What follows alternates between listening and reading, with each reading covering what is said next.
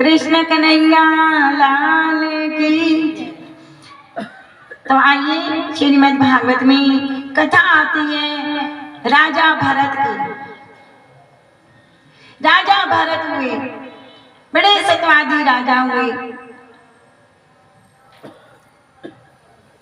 उन्होंने 60 वर्ष तक राज्य किया और उसके बाद राज्य अपने पुत्र को दे करके और वन में चले जाते हैं तप करने के लिए। वन में बैठे राजा भरत तप कर रहे थे। कहते हैं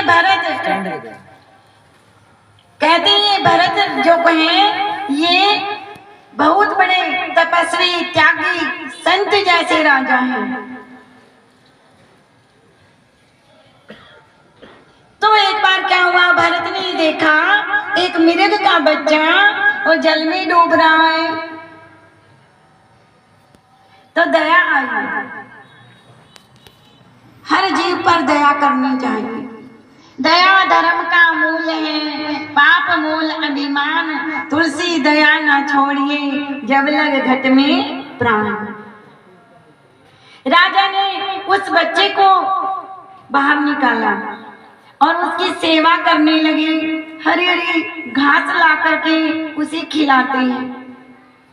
छोटा बच्चा मृग का उछल कूद करता है, खेलता है, बहुत प्रिय लगता है।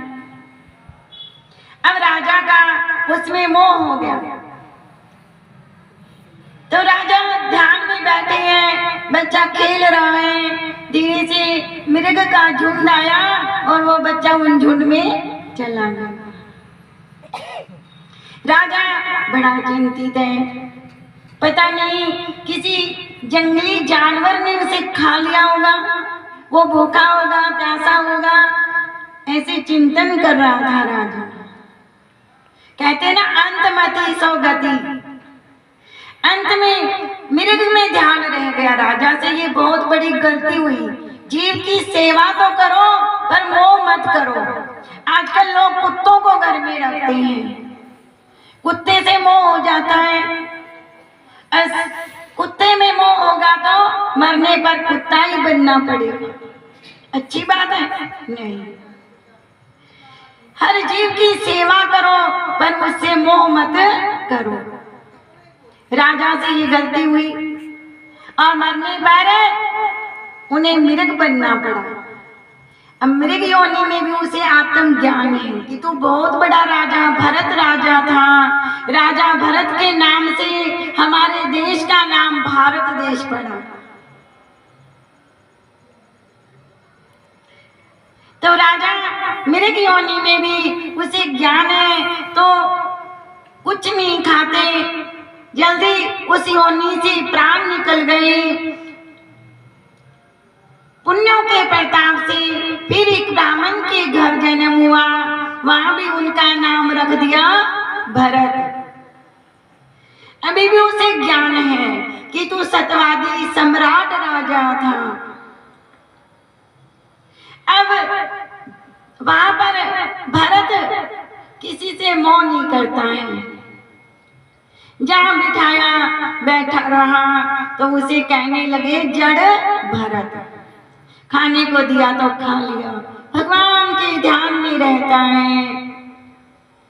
दुनिया वाले हैं, जवान बेटा हो ना कमाए तो दुनिया वाले उसे मूर्ख और पागल और फालतू भी कहते हैं। ये फालतू है घर में। काम का ना काज का, दुश्मन अनाज का। इसको खेत में बिठा दो, खेत की रखवाली करेगा।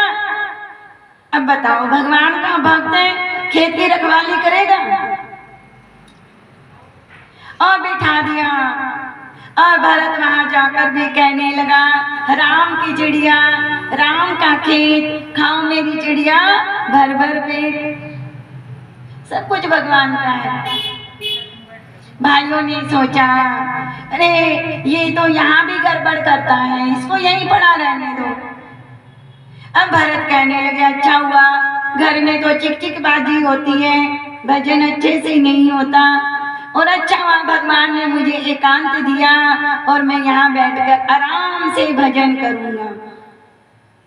और वहीं से राजा रहुगन की सवारी जा रही थी और भरत को पालकी में लगा लिया।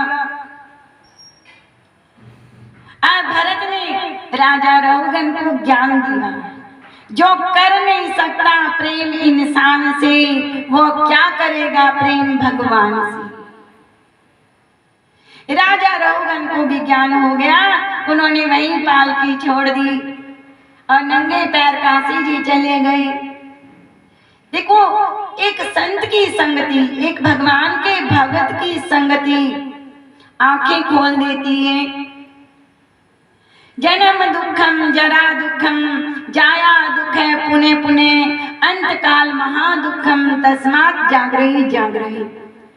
हे आत्माओं, जागो जागो।